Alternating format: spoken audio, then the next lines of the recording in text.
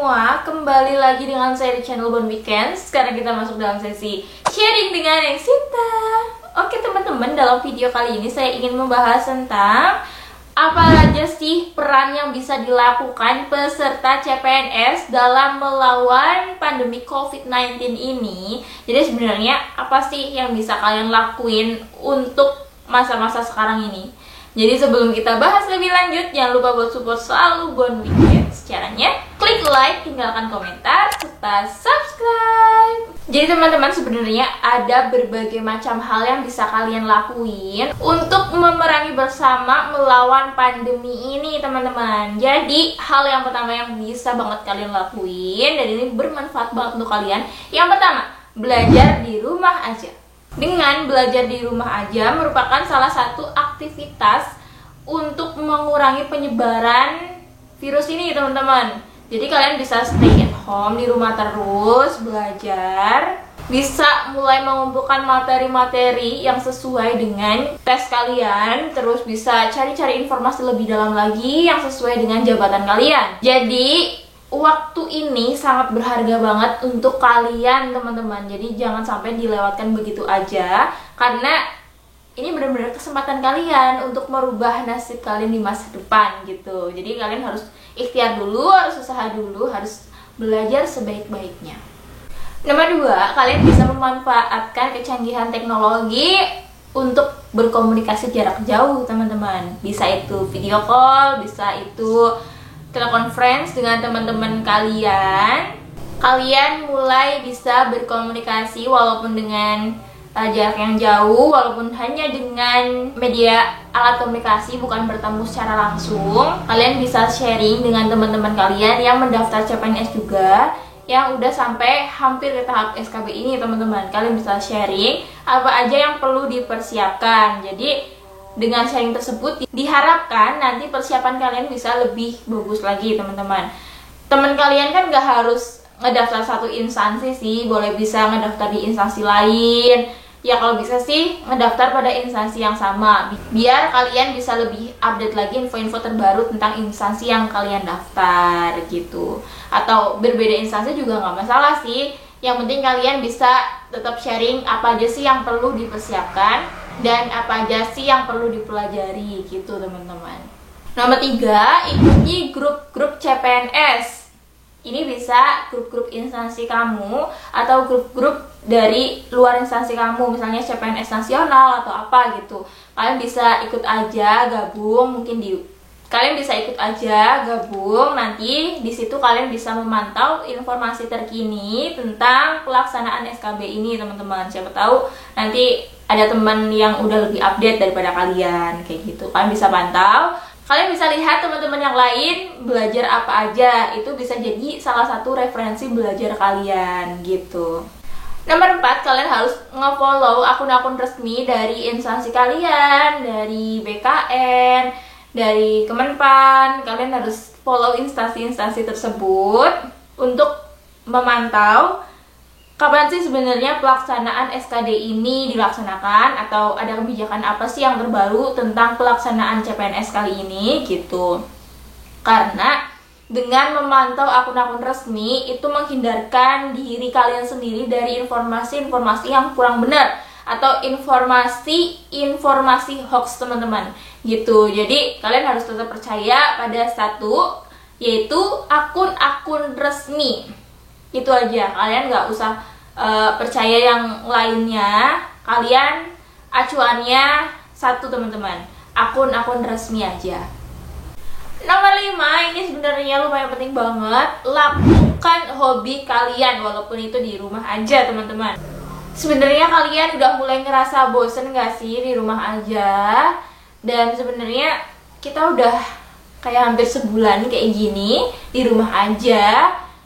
Kalian dapat melakukan aktivitas sebenarnya untuk mengurangi rasa-rasa sepi, rasa-rasa bosen, rasa-rasa jenuh di rumah kalian. Itu bisa kalian salurkan lewat hobi kalian. Hobi-hobi yang bisa dilaksanakan di rumah teman-teman. Misalnya kayak gambar, baca buku, baca novel, nyanyi, atau kalian main alat musik, terus atau kalian bisa main game dan lain sebagainya.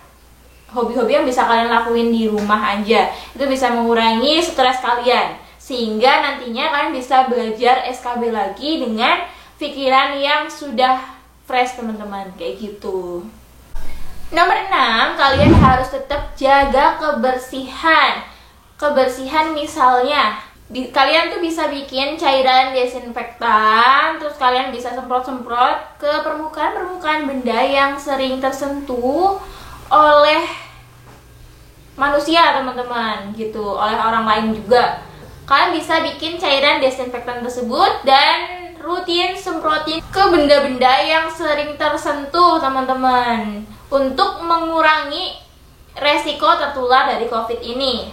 Misalnya buat benda-benda yang sering tersentuh, misalnya kayak handle pintu, terus kursi, dan lain sebagainya teman-teman, kalian harus sering juga semprot cairan desinfektan tersebut. Terus selain cairan desinfektan, kalian bisa sediain sabun di depan rumah kalian dan airnya teman-teman, air mengalir, biar kalau misalnya ada orang yang masuk ke rumah kalian, terlebih dahulu bisa mencuci tangannya gitu.